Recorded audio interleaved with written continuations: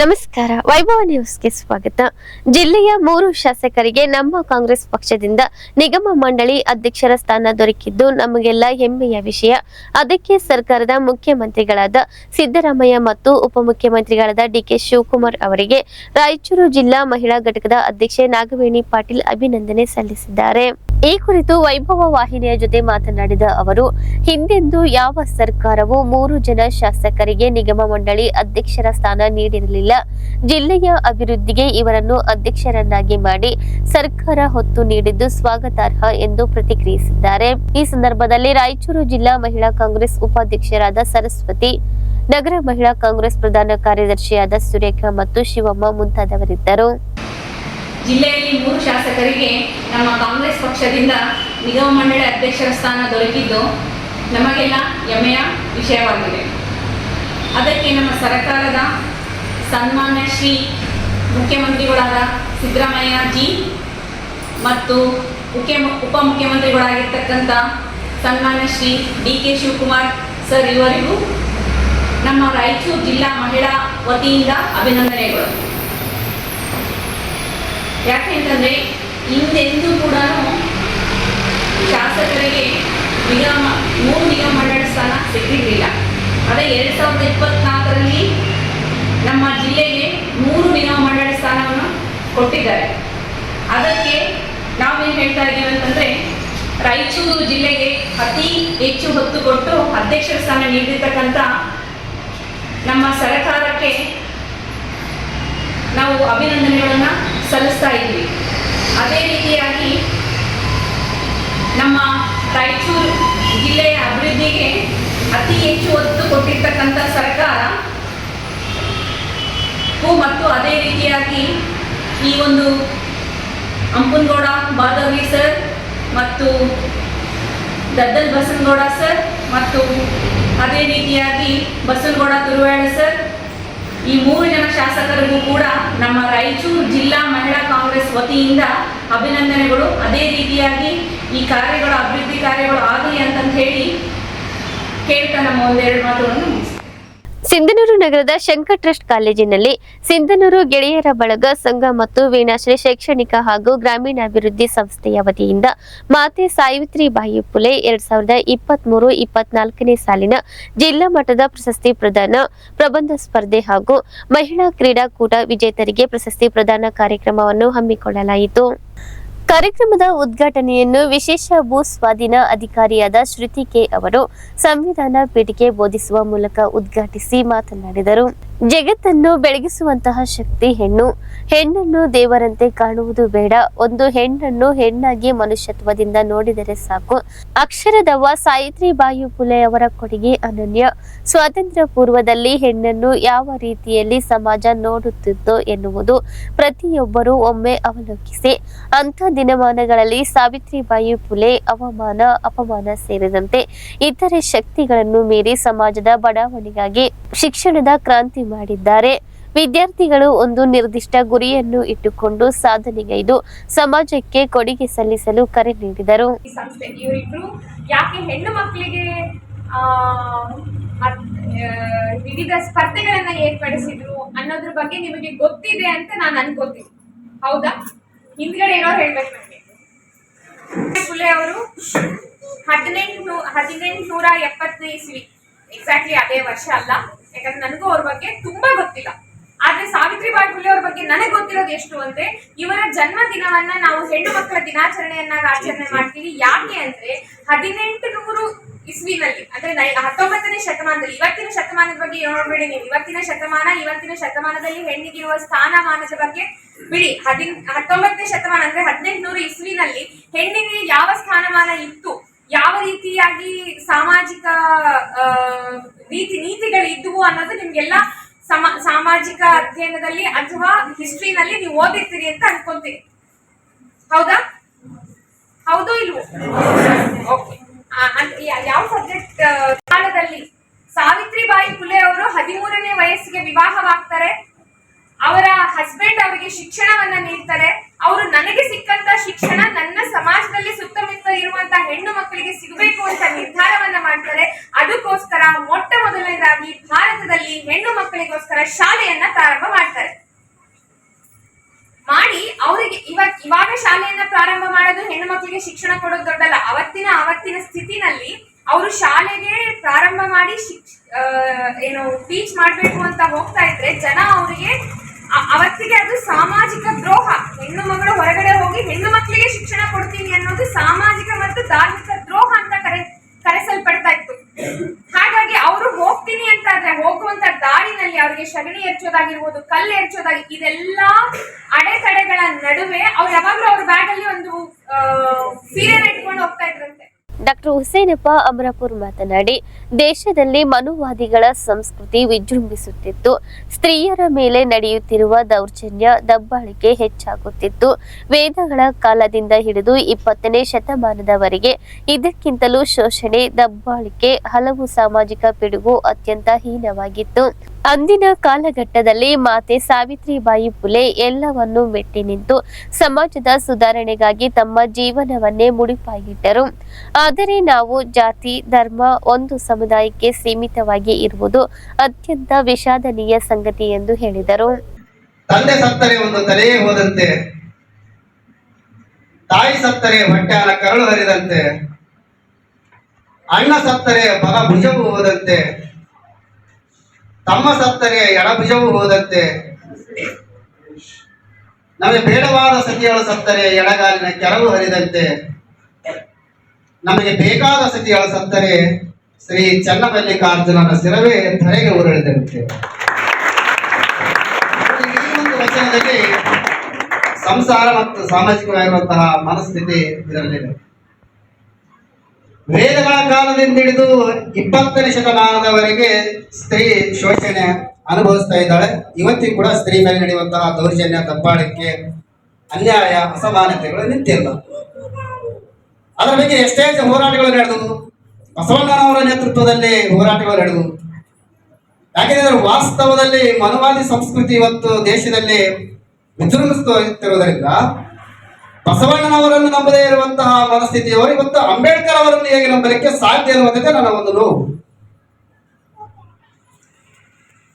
1818ರಲ್ಲಿ ಅಕ್ಷರದಿಂದ ಬಹುವಂಚಿತರಾಗಿರುವಂತಹ ದಮನಿತರನ್ನು, ಅಸ್ಪೃಶ್ಯರನ್ನು ಅವರಿಗೆ ಅಕ್ಷರ ಕೊಡಿಸಬೇಕೆನ್ನುವಂತಹ ನಿಟ್ಟಿನಲ್ಲಿ ಜಿಲ್ಲಾ ಮಟ್ಟದ 2023-24ನೇ ಸಾಲಿನ ಅಕ್ಷರದವ್ವ ಸಾವಿತ್ರಿಬಾಯಿ ಫುಲೆ ಪ್ರಶಸ್ತಿಗೆ ಪುರಸ್ಕೃತರಾದ ಮಧುಮತಿ ದೇಶಪಾಂಡೆ, ಸರಸ್ವತಿ ಪಾಟೀಲ್, ದುರ್ಗಮ್ಮ ಗೋಮರ್ಸಿ, ಡಾಕ್ಟರ್ ಪ್ರಾರ್ಥನಾ, ಹಫೀಜ್ ಶೇಖ್ ಒಳಗೊಂಡಂತೆ ಪ್ರಬಂಧ ಸ್ಪರ್ಧೆ ವಿಜೇತರಾದ ಆಕ್ಸ್ಫರ್ಡ್ ಕಾಲೇಜಿನ ವಿದ್ಯಾರ್ಥಿ ಅನುಷ್ ಪ್ರಥಮ, ಎಕ್ಸಲೆಂಟ್ ಕಾಲೇಜಿನ ವಿದ್ಯಾರ್ಥಿ ಹುಸೇನ್ ಬಿ ದ್ವಿತೀಯ ಮತ್ತು ಸರ್ಕಾರಿ ಮಹಿಳಾ ಕಾಲೇಜಿನ ವಿದ್ಯಾರ್ಥಿ ಲಕ್ಷ್ಮೀ ತಂದೆ ಅಯ್ಯಪ್ಪ ತೃತೀಯ ಬಹುಮಾನ ಹಾಗೂ ವಿವಿಧ ಕ್ರೀಡಾಕೂಟ ವಿಜೇತರಾದ ಮಹಿಳೆಯರಿಗೆ ಪ್ರಶಸ್ತಿ ಪ್ರದಾನ ಮಾಡಲಾಯಿತು.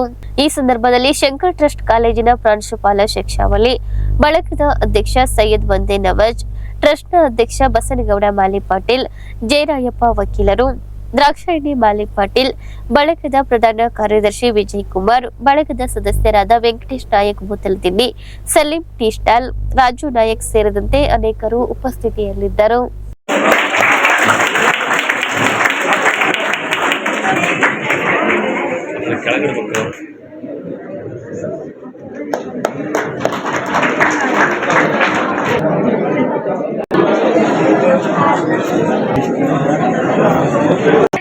ನಾವು ಭಾರತವನ್ನು ಸಾರ್ವಭೌಮ, ಸಮಾಜವಾದಿ, ಧರ್ಮ ನಿರಪೇಕ್ಷ ರೂಪಿಸುವುದಕ್ಕಾಗಿ ಭಾರತದ ಎಲ್ಲಾ ಪ್ರಜೆಗಳಿಗೆ ಸಾಮಾಜಿಕ, ಆರ್ಥಿಕ ಮತ್ತು ರಾಜಕೀಯ ನಗರದ ಪತಂಜಲಿ ಯೋಗ ಸಮಿತಿ ಹುಬ್ಬಳ್ಳಿ ವತಿಯಿಂದ ಇಂದು ಬೆಳಿಗ್ಗೆ ಹುಬ್ಬಳ್ಳಿಯ ಬಿಡ್ನಳ್ದ ಆರ್.ಕೆ. ಪಾಟೀಲ್ ಹೈಸ್ಕೂಲ್ನಲ್ಲಿ ವಿಶೇಷ ಯೋಗ ಶಿಬಿರ ಮತ್ತು ಅಗ್ನಿಹೋತ್ರ ಕಾರ್ಯಕ್ರಮ ಆಯೋಜಿಸಲಾಗಿತ್ತು. ಭಾರತೀಯ ಯೋಗ ಸಂಸ್ಥೆ ಕರ್ನಾಟಕದ ಅಧ್ಯಕ್ಷರು ಮತ್ತು ಪತಂಜಲಿ ಯೋಗ ಪೀಠ ಹರಿದ್ವಾರದ ಅಂತಾರಾಷ್ಟ್ರೀಯ ಯೋಗ ಗುರು ಭವರ್ಲಾಲ್ ಆರ್ಯ ಅವರು ಮಾತನಾಡಿ, ಜನವರಿ 22ರಂದು ಅಯೋಧ್ಯೆಯಲ್ಲಿ ಶ್ರೀರಾಮ ದೇವರ ಪ್ರಾಣ ಪ್ರತಿಷ್ಠಾಪನೆಯ ನಂತರದಲ್ಲಿ ನಾಸ್ತಿಕರು ಕೂಡ ಆಸ್ತಿಕರಾಗಿದ್ದಾರೆ. ದೇವರನ್ನು ಪೂಜಿಸುತ್ತಿದ್ದಾರೆ, ಮಠ ಮಂದಿರ ದೇವಸ್ಥಾನಗಳಿಗೆ ಹೋಗುತ್ತಿದ್ದಾರೆ, ಹೋಮ ಹವನಗಳನ್ನು ಮಾಡುತ್ತಿದ್ದಾರೆ. ಅಯೋಧ್ಯೆಯ ರಾಮ ಮಂದಿರ ಲೋಕಾರ್ಪಣೆಯಾಗಿ ಭಾರತದಲ್ಲಿ ರಾಮ ರಾಜ್ಯದ ಪರ್ವಕಾಲ ಶುರುವಾಗಿದೆ. ಸಂಪೂರ್ಣ ಭಾರತದಾದ್ಯಂತ ಜೊತೆಗೆ ವಿಶ್ವದ ಅನೇಕ ದೇವಸ್ಥಾನಗಳಲ್ಲಿ ಎಲ್ಲ ಕಡೆ ಶ್ರೀರಾಮ ದೇವರ ಬಗೆಗಿನ ವಾತಾವರಣ ಸೃಷ್ಟಿಯಾಗಿದೆ. ನಾವೆಲ್ಲರೂ ಮರ್ಯಾದಾ ಪುರುಷೋತ್ತಮ ಶ್ರೀರಾಮ ದೇವರ ಪೂಜೆ ಧ್ಯಾನದೊಂದಿಗೆ ಪ್ರತಿದಿನ ಯೋಗ ಮತ್ತು ಅಗ್ನಿಹೋತ್ರ ಅಭ್ಯಾಸ ಮಾಡಬೇಕು. ಏಕೆಂದರೆ ಯೋಗ ಮತ್ತು ಅಗ್ನಿಹೋತ್ರ ಅಭ್ಯಾಸಗಳು ಆರೋಗ್ಯಯುತ ಜೀವನಕ್ಕೆ ಸಂಬಂಧಿಸಿದ ವೈಜ್ಞಾನಿಕ ಪದ್ಧತಿಗಳಾಗಿವೆ. ಇವುಗಳ ಆಚರಣೆಗೆ ಯಾವುದೇ ಜಾತಿ, ಕುಲ, ಧರ್ಮ, ದೇಶದ ಭೇದ ಭಾವವಿಲ್ಲದೆ ಎಲ್ಲರೂ ಯೋಗ ಮತ್ತು ಅಗ್ನಿಹೋತ್ರ ಅಭ್ಯಾಸ ಮಾಡಬಹುದಾಗಿದೆ ಮತ್ತು ಇವುಗಳ ಅಭ್ಯಾಸದಿಂದ ನಮ್ಮ ದೇಹ ಮನಸ್ಸುಗಳು ಶುದ್ಧಿಯಾಗುತ್ತವೆ. ಜೊತೆಗೆ ನಮ್ಮ ಸುತ್ತಮುತ್ತಲಿನ ವಾತಾವರಣ ಶುದ್ಧಿಯಾಗುತ್ತದೆ. ಪ್ರತಿದಿನ ಯೋಗ ಮತ್ತು ಅಗ್ನಿಹೋತ್ರ ಅಭ್ಯಾಸ ಮಾಡಿ ಆರೋಗ್ಯದಿಂದ ನಿರೋಗಿಯಾಗಿ ಬದುಕುವುದೇ ನಿಜವಾದ ರಾಷ್ಟ್ರ ಸೇವೆ. ಆದ್ದರಿಂದ ಪ್ರತಿಯೊಬ್ಬರೂ ಪ್ರತಿದಿನ ನಿಮ್ಮ ಮನೆಗಳಲ್ಲಿ, ಕಚೇರಿಗಳಲ್ಲಿ, ಯೋಗ ಕೇಂದ್ರಗಳಲ್ಲಿ, ಬೇರೆ ಸ್ಥಳಗಳಲ್ಲಿ ನಿರಂತರವಾಗಿ ಯೋಗ ಮತ್ತು ಅಗ್ನಿಹೋತ್ರ ಅಭ್ಯಾಸ ಮಾಡಬೇಕೆಂದು ಸಂದೇಶ ನೀಡಿದರು. ಸೇವಾ ಭಾರತಿ ಟ್ರಸ್ಟ್ ಬಾಲ ಕಲ್ಯಾಣ ಕೇಂದ್ರ ಹುಬ್ಬಳ್ಳಿ ಅಧ್ಯಕ್ಷರಾದ ಕಮಲಾ ಜೋಶಿ ಅವರು, ಯೋಗ ಮತ್ತು ಅಗ್ನಿಹೋತ್ರವು ನಮ್ಮ ಸನಾತನ ಪರಂಪರೆ. ಪ್ರತಿ ಮನೆಗಳಲ್ಲಿ ಪ್ರತಿದಿನ ಯೋಗ ಮತ್ತು ಅಗ್ನಿಹೋತ್ರದ ಅಭ್ಯಾಸ ಮಾಡಿರಿ. ಇವುಗಳಿಂದ ನಮ್ಮ ಆರೋಗ್ಯವನ್ನು ಸದಾಕಾಲ ಚೆನ್ನಾಗಿ ಇಟ್ಟುಕೊಳ್ಳಬಹುದು. ಧಾರವಾಡ ಜಿಲ್ಲೆಯ ಭಾರತೀಯ ಜನತಾ ಪಕ್ಷದ ನೂತನ ಅಧ್ಯಕ್ಷರಾದ ತಿಪ್ಪಣ್ಣ ಮಜ್ಗಿ ಅವರು, ಯೋಗ ಮತ್ತು ಅಗ್ನಿಹೋತ್ರವು ಭಾರತವು ವಿಶ್ವಕ್ಕೆ ನೀಡಿದ ಬಹು ಅತ್ಯಮೂಲ್ಯ ಕೊಡುಗೆ. ಇವುಗಳು ಆರೋಗ್ಯದ ಸೂತ್ರಗಳು. ಹುಬ್ಬಳ್ಳಿ ಧಾರವಾಡದ ಎಲ್ಲ ಕಡೆ ನಿರಂತರ ಉಚಿತ ಯೋಗ ಕೇಂದ್ರಗಳು ಮತ್ತು ಅಗ್ನಿಹೋತ್ರ ಅಭ್ಯಾಸ ನಿರಂತರವಾಗಿ ನಡೆಯುವಂತೆ ಮಾಡಲು ನಾನು ಸದಾ ಸಹಕರಿಸುತ್ತೇನೆ ಎಂದು ತಿಳಿಸಿದರು. ಈ ವಿಶೇಷ ಕಾರ್ಯಕ್ರಮದ ಮುಖ್ಯ ರೂವಾರಿಗಳಾದ ಪತಂಜಲಿ ಪರಿವಾರದ ಹರ್ಷಿತಾ ಮತ್ತು ರಾಜೇಶ್ ಅಡವಿ ದಂಪತಿಗಳು, ಪಾರ್ವತಿ ಕಪ್ಪತ್ತನವರ್, ನೀಲಪ್ಪ ಹಳ್ಳಿ, ರೇಣುಕಾ ಮತ್ತು ರವಿ ಚೆನ್ನಳ್ಳಿ ದಂಪತಿಗಳು, ಜ್ಯೋತಿ ವಾಮನ್ ಶಾನ್ಬಾಗ್, ಭರಮಪ್ಪನವರ್, ಸೇವಾ ಭಾರತಿ ಬಾಲ ಕಲ್ಯಾಣ ಕೇಂದ್ರದ ರತ್ನ ಮಾತಾಜಿ, ಗಂಗನಗೌಡ ಪಾಟೀಲ್, ಶರಣಯ್ಯ ಹಿರೇಮಠ್, ಬಸವರಾಜ್ ಹಿರೇಮಠ್, ರಾಜೇಶ್ ಕುದುರಿ, ಸುಭಾಷ್ ಮತ್ತು ಹುಬ್ಬಳ್ಳಿ ಧಾರವಾಡದ 100ಕ್ಕೂ ಹೆಚ್ಚು ಸಾಧಕರು ಉಪಸ್ಥಿತರಿದ್ದರು.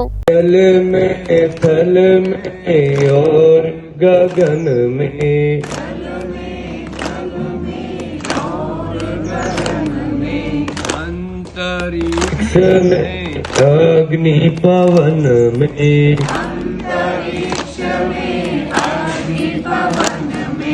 औषधि वनस्पति वन उपवन में, चल रहे बॉक्स, सकल विश्व के जड़ चेतन में, शांति कीजिए प्रभु त्रिभुवन में, शांति राष्ट्र निर्माण सृजन में, नगर ग्राम में और भवन में, जीव मात्र के तन में मन में, और प्रकृति के हो कण कण में,